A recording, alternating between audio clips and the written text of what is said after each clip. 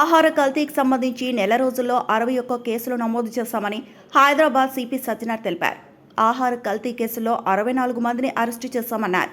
పలు దాడుల్లో 15 టన్నుల ఆహార పదార్థాలను సీజ్ చేసినట్లు చెప్పారు. లాభాల కోసం సామాన్యుల ప్రాణాలను పణంగా పెట్టే ఏ ఒక్కరిని వదిలిపెట్టే ప్రసక్తే లేదన్నారు.